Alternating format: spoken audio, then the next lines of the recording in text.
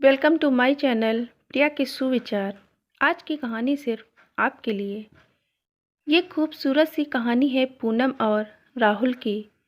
दोनों की शादी यूँ तो अरेंज थी, पर सगाई और शादी के बीच लगभग 1 साल का फासला था। तो फ़ोन पर बातें होते होते दो अजनबी इतने करीब आ गए कि देखने वाले को लगता प्रेम विवाह है। पूनम सुंदर और संस्कारी लड़की थी, जिसे खुद राहुल की मां कावेरी जी ने पसंद किया था।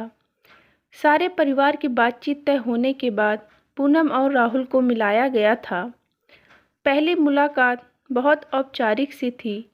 दोनों ने एक दूसरे के बारे में बस उतना ही पूछा जितना शायद वो पहले से ही जानते थे। अपने परिवार से राहुल को अपनी मम्मी की पसंद पर दोनों के रिश्ते के लिए हामी भर दी। तो दोनों परिवारों ने सगाई की तारीख पक्की कर दी। सगाई की तारीख पक्की होते ही दोनों परिवार जुट गए सगाई की खरीदारी में। सगाई की शॉपिंग के दौरान पूजा और राहुल अक्सर साथ होते और साथ पूरा परिवार होता, यानी कि राहुल की मम्मी बहन और पूनम की मम्मी और भाभी दोनों अब थोड़ा बहुत खुलने लगे थे, एक दूसरे की पसंद नापसंद समझने लगे थे। दोनों परिवार खुश था इस रिश्ते से। देखते ही देखते दोनों की शादी की तारीख भी आ गई। बहुत धूमधाम से दोनों की शादी हुई। ससुराल में पूनम का भव्य स्वागत हुआ। शादी की रस्मों के बाद एक हफ्ते के बाद पूनम और राहुल हनीमून के लिए शिमला आ गए।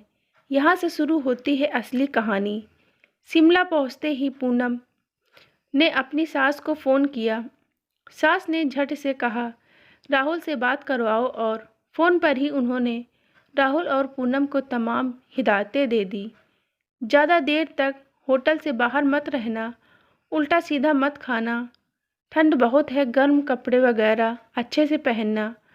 शुरू में पूनम को बहुत अच्छा लगा कि उसकी सासू माँ कितनी केयरिंग है, लेकिन हद तब हो गई जब देर रात सासू माँ वीडियो कॉल कर देती। उनके अतरंग पलों में उनके पहने गए लिबास जाहिर है सासू माँ को रास नहीं आते। उसे जल्दी से या तो दुपट्टा लेना पड़ता या ब्लैंकेट से खुद को ढकना पड़ता। और राहुल जी माँ का कॉल कट करने की गुस्ताखी कर नहीं पाता। फिर भी मिला जुला कर सब ठीक रहा। घर लौट कर आने के बाद उसे पता चला कि उसके ससुराल में बेटे और बहू की प्राइवेसी नाम की कोई चीज़ ही नहीं है। पूनम की सास को दिन के समय उसका अपने कमरे में जाना नागवारा गुजरता। छुट्टी के दिन भी वो राहुल और पूनम को ज़्यादा वक्त बिताने नहीं देती। राहुल कभी बाहर घूमने या खाने जाने के लिए बात करता तो पूनम की सास साफ मना कर देती, ये कहकर कि घर में खाना बना है, बर्बाद हो जाएगा। दोस्तों के साथ कहीं जाना होता तो राहुल किसी तरह पूनम को पहले मैके भेजता, फिर वहां से साथ ले जाता।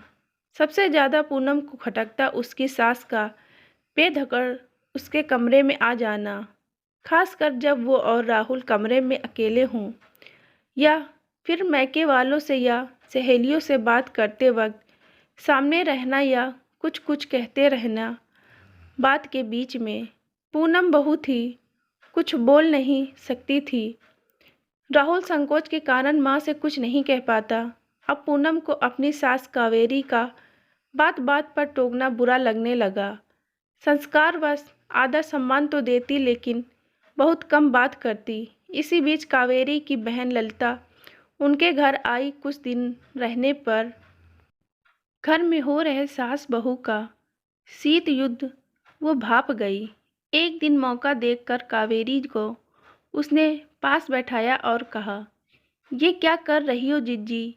जिस बात के लिए तुम सारी जिंदगी अपनी सास की शिकायतें मुझसे और माँ से करती रही कि अपनी सास की इन्हीं हरकतों की वजह से तुम्हारे और जीजा जी के बीच संबंध सहज नहीं हो पाए।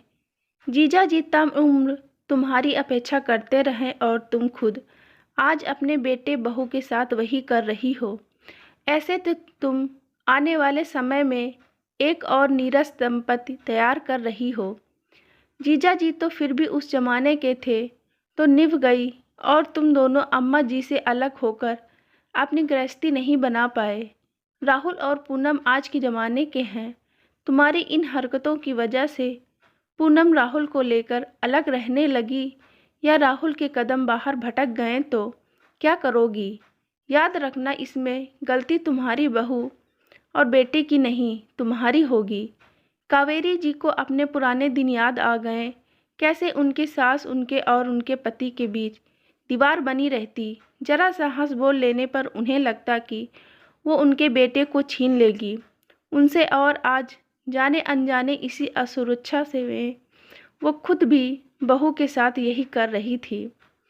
अब जब उन्हें इस गलती का एहसास हुआ तो अगले दिन पूनम को बुलाकर कहा, बहू मैं कुछ दिनों के लिए तेरी मौसी के साथ अपने मैके जा रही हूँ, और जब वहाँ से लौट आऊँ राहुल से कहना अपना और तुम्हारा मनाली का टिकट करवा ले। इन गर्मियों में तुम घूम आओ, तुम लोग पहाड़ों में।